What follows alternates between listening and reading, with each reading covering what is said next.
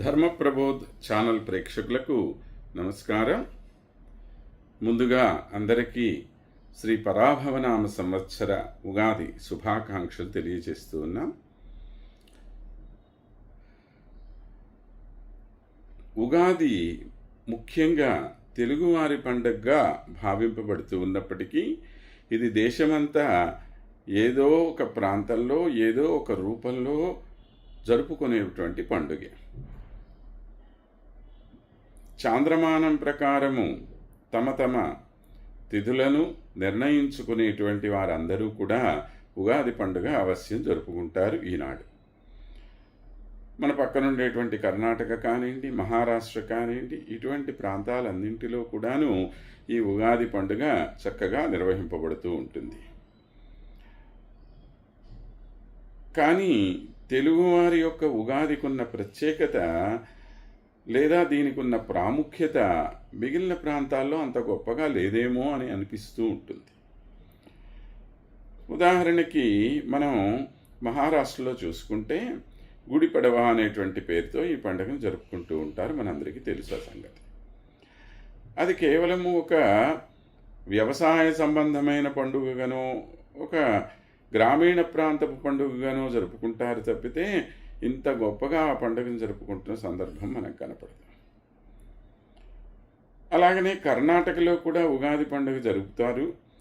కానీ మన ప్రాంతంలో ఎంత గొప్పగా అయితే కవి సమ్మేళనాలు కానివ్వండి, సాంస్కృతికపరమైన కార్యక్రమాలు కానివ్వండి, తెలుగు మహాసభలు కానివ్వండి, ఇవన్నీ జరుపుకుంటూ ఉంటామో ఇంత గొప్పగా మరి ప్రాంతంలో కూడా ఉగాది పండుగ జరపబడుతూ ఉన్నట్లుగా మనకు కనపడదు.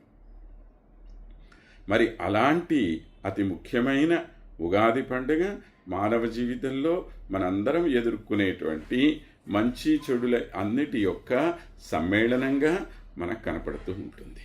అందుకని దీనికి సూచనగా ఈనాడు ఉగాది అనగానే ప్రతి వాళ్ళకి గుర్తొచ్చేటువంటిది ఉగాది పచ్చడే.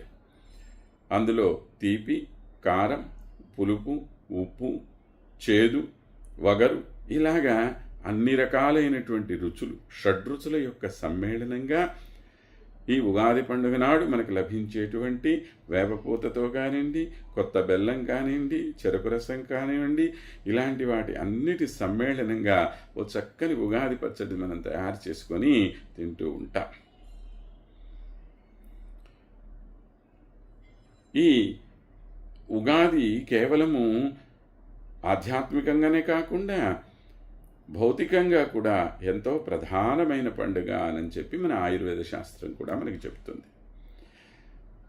ఇక దీంతో పాటు ఉగాదికి వచ్చేటువంటి కొన్ని పేర్లు, అంటే ఉగాది ఒక్కొక్క సంవత్సరం ఒక్కొక్క పేరుతో మనకి లభ్యమవుతూ ఉంటుంది. ఒక 60 సంవత్సరాలకు సంబంధించినటువంటి ఒక క్యాలెండర్ మనం తయారు చేసుకున్నాం. అలాగా ఈ సంవత్సరం వస్తున్నటువంటి పండుగ పరాభవనామ సంవత్సర ఉగాది. మరి ఎందుకు ఈ పేర్లు వచ్చేయండి, ఏ విధంగా వచ్చాయి అంటే ఆ సంవత్సరంలో దరిదాపులు మనం ఏ విధమైన ఫలితాలు అనుభవించబోతున్నామో ఒక సూచనాప్రాయంగా మనకి తెలియచేసి దానికి సంబంధించిన జాగ్రత్తలన్నీ కూడా మనం తీసుకోవాలి అనే ఉద్దేశంతో ఈ పేర్లను మన పూర్వీకులు నిర్ణయించేశారు. కనుక ఈరోజు ఈ సంవత్సరము మనము జరుపుకోబోతున్నటువంటి సంవత్సరమే పరాభవం అంటే అర్థమైపోయి ఉంటుంది కదా. మనందరం కూడా చాలా విషయాల్లో జాగ్రత్తగా ఉండవలసిన సంవత్సరం ఇది. మన జీవితానికి ఆనందాన్ని చేకూర్చేటువంటి పండుగలు ఎన్నో ఉన్నప్పటికీ కూడా ఉగాది పండుగ మనకి జాగ్రత్తగా ఉండరా బాబు అని చెప్పటం కోసం జరుపుకునేటువంటి పండుగగా ప్రఖ్యాతి చెందింది.